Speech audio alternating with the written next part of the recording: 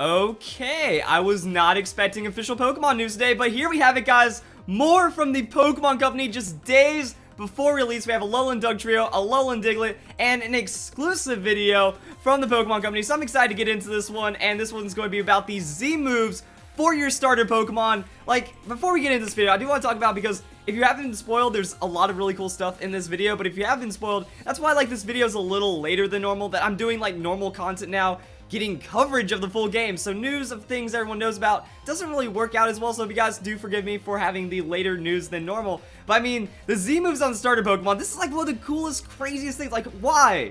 How? Okay, cool, just bringing these starter Pokemon of the Alola region to have something crazy. And then when I saw the name, so I haven't actually seen the animation of this, I'm ready for like the coolest thing ever right now.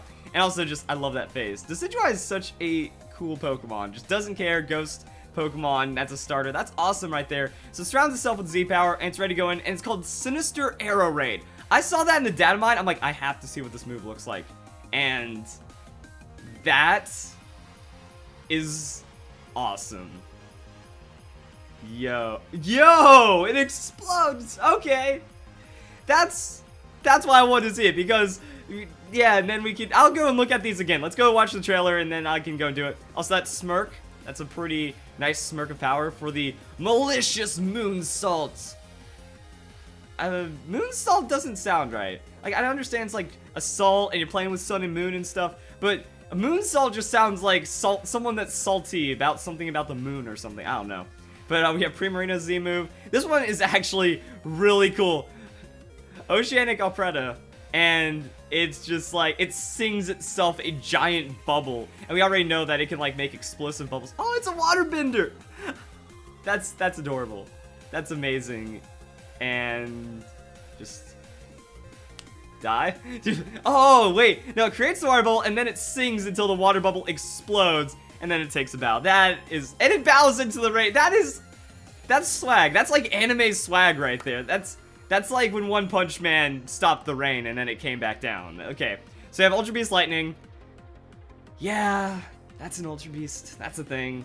That's a Pokemon now. So, there we go. It's like, is that Guardian powers? Okay, okay, so that is going to be pretty ridiculous. I do like the way it attacks, though. I did notice that little subtlety on the animation, that it like uses the spikes to put into the ground to send a shock your way. That's actually like a nice little touch right there. Even though I have no idea what this thing is. Like, it's just like a bunch of wires, has that Guzma hair, and it's just doing its own thing right there.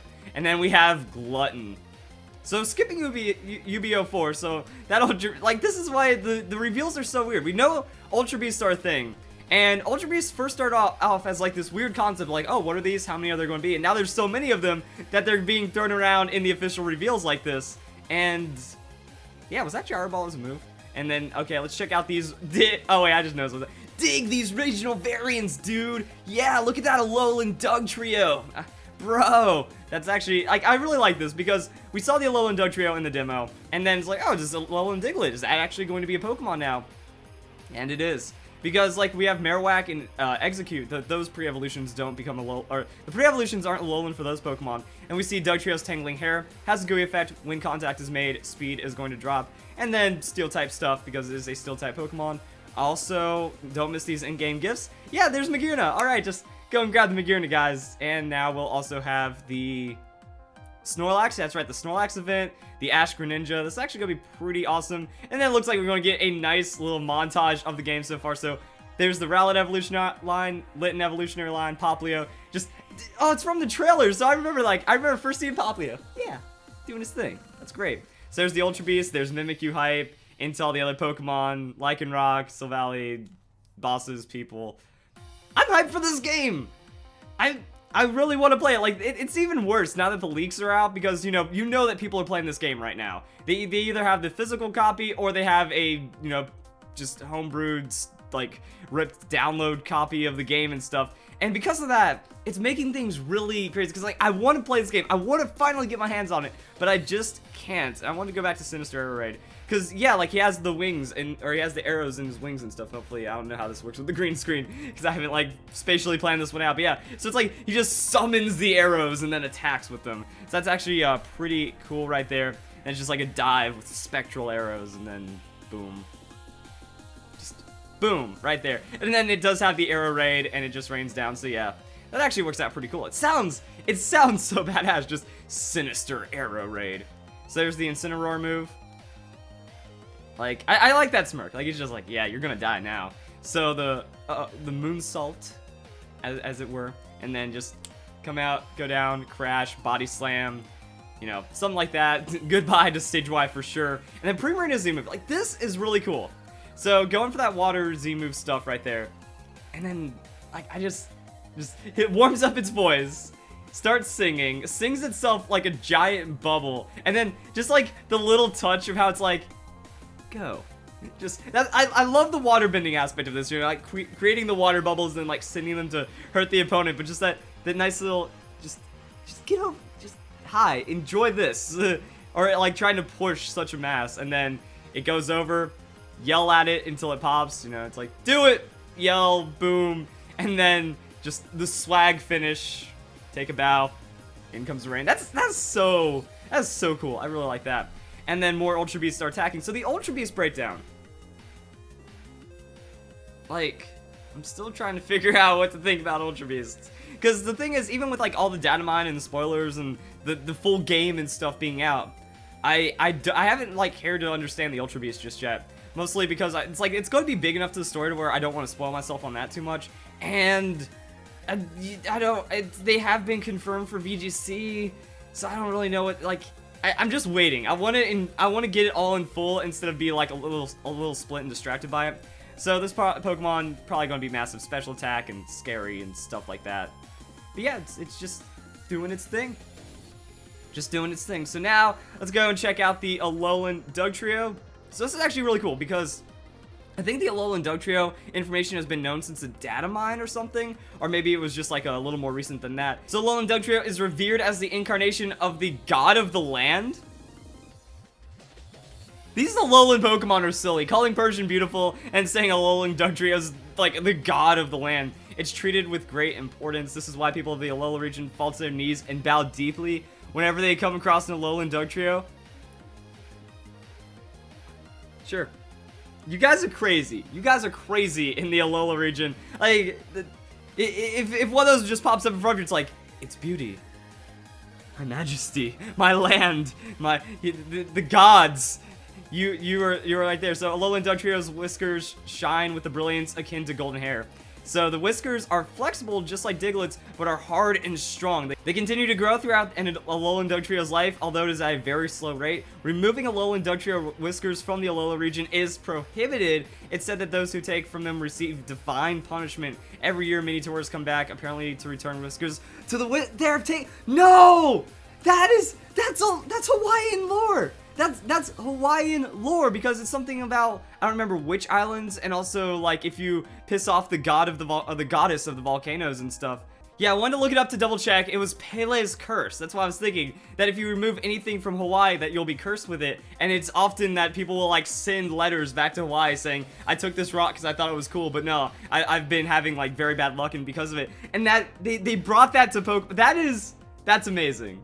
And that they do it for the Alolan Dugtrio. So I'm like, oh, what if you just like have an Alolan Dugtrio and then it's yours? So you can take the Alolan Dugtrio thing and that'll be fine, right? Nope, not even. So gotta send it back. That is, apparently they return the whiskers they take. That's so cool. There's a superstitious belief that many Alolan Dugtrio come out of their holes on a day when a volcano will erupt. Older residents of Alola will flee immediately at the site. It's thought that Alolan Dugtrio, which live deep beneath the ground's surface, detect movements of the ground that indicate impending eruption. So they're alarmed and then come above ground. Okay, so what I really like is that Dugtrio and Diglett, like in the anime, they're really silly Pokemon. So I can imagine that there's just an old guy there sitting in his rocker and then like 5 Dugtrio spread out. I was like, nope, I'm out. You gotta take off immediately because like, yep, that's bad news right there. Then we have the Diglett, so let's go and read what Diglett has. Diglett in the Alola region live near volcanic areas, so they have few places to hide themselves away. Their tunneling activity plows the land, creating cultivated soil that is great for agriculture. That's pretty awesome. Many people in the Alola region are grateful for the presence of Diglett. Like, it's just so cool. It's just so cool how like Diglett just gets a little more tan and gets these little whiskers and then like gets so much more respect in the Alola region for just being a thing instead of a nuisance. Like, Diglett and Dugtrio are traditionally a nuisance that go and ruin everything, but in Hawaii, or in Alola, you know, they are going to be more revered. The hair-like growth sprouting from Diglett's head are metallic whiskers. So maybe I should have read Diglett first, but I kind of knew about that from the leak, that, yeah, Dugtrio and Diglett have metal hair. It's a glorious mane of metal, is how that works out. It said they developed these stiff yet flexible whiskers in order to survive hostile volcanic environments. These whiskers provide a sensory function, enabling Alola and Diglett to scan the surrounding area without exposing their faces underground. Wait, does that mean, like, instead of popping its head, it just pops up the whiskers, and it's just like, ah, yes, that's what's going on. Their current emotional state is revealed by the whiskers. When their whiskers stand straight up, they're angry. When they wave, it's a sign that the Pokemon is on alert. And when they swing their whiskers around, they're in a good mood. And when the whiskers droop, they're feeling lonely or disheartened. Alola and Diglett can have Tangling Hair ability, which is a new ability no other Pokemon has had. Makes direct contact, speed lowered by 1, and it's gonna be a ground steel typing. So that's actually really cool. Like, I love the information about the Alola and Diglett. I'm just trying to think about how much I would have freaked out or enjoyed this if, like, well, we knew about it from the demo. When we saw the demo, it's like, this Pokemon's beautiful. Like, I at least got to react to the Alola and Dugtrio before the data mine happened. But I'm trying to think about all this other information, like, without the leaks and stuff. It's also really interesting the Pokemon Company is, like, still committing to giving news so soon, even with all this stuff going on right now. I know it does make a lot of sense. Also, that's interesting. We didn't get to see these on the Pokemon website, but we didn't see in here, so we get to see. I wanted to go to the Ultra Beast page. Yeah, new Ultra Beast appear. So we're gonna see what these Ultra Beasts. Look for Pokemon exclusive, Pokemon Sun and Moon. I'm pretty sure we already knew about most of these exclusives already. And then no page even. Okay, so we just randomly get this Pokemon right here. Explore mystery awaits in Pokemon, or even more mystery awaits in Pokemon Sun and Moon.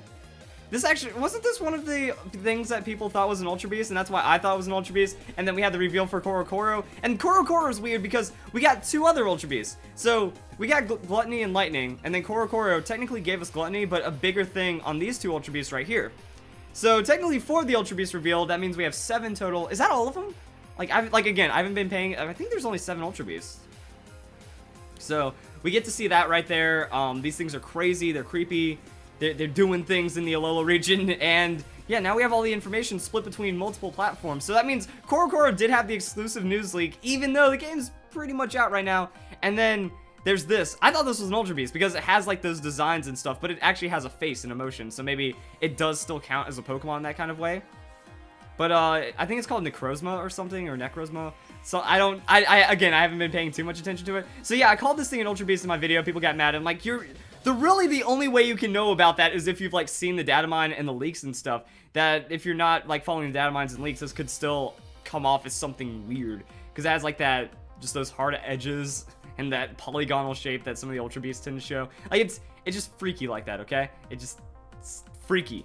Either way. So we have Turtonator, Alolan Vulpix, Passimian, Drampa, Alolan Sandshrew, Oranguru, and then Rockruff doing the split evolutionary thing. So not really too many exclusives. You don't really lose out if you get Moon over Sun too much. And then if we go over here, we just talk about the Ultra Beast some more. So what do we have for Electric or Lightning? Lightning's got nothing. But Glutton has this beast as an outstanding appetite. It will completely devour anything in front of its eyes. It said that it devours the ground, rivers, and even seas. This seems like the biggest threat to the world. Like, this seems like something that will end the world because it just devours everything. Despite the abnormal amounts that this beast consumes, it said that it doesn't produce any waste products. It's possible that completely converting everything it eats into energy to sustain itself. True details remain unknown. I mean, that is like an evil, just any stomach monster creature is always bad news, no matter what you're talking about. So it can eat an infinite amount of stuff and then turn it into an energy thing, and yeah, that's bad. Like, it could eat the Alola region. That's the one I'm worried about, but it looks like... So apparently, since this is like a legendary Pokemon, that means there's not really like a boss Ultra Beast monster, is there? Unless it goes by rating, that like Ultra Beast 1 is weaker than Ultra Beast 5, and then the other one's still falling because we see Ultra Beast 4, so is this Ultra Beast 4 and it's split? Kind of like how we have Ultra Beast number 2, you know, we have Beauty and then the other one that is called Expansion. That was at least the Japanese name. So I'm wondering, like, okay, is this going to be the other exclusives? That this one's going to be Sun, this one's going to be... Oh yeah, there it is. Moon version, Sun version. Okay. At least that's what my interpretation of it is. So there's still going to be exclusive Ultra Beasts, and then we have up to Ultra Beast 5, and then there's 7 in total. I think that's it. Like, did we just get all of the Ultra Beasts revealed and all but one Alolan Pokemon revealed in Pokemon Sun and Moon? Because Alolan Diglett Dugtrio, that's it. And then we have Alolan Golem.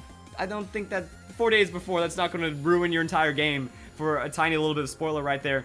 And maybe Golem is, or Glutton is the boss then. Because these seem like they do progress in scariness. And then, like, that'd be, like, big old everything feed me, become the most powerful Ultra Beast. Or maybe they just work as a team, you know, all the Ultra Beasts flood in, and they try to destroy everything equally. Who knows? So if you guys enjoyed the video, hope you all have a nice day. Thank you very much for watching.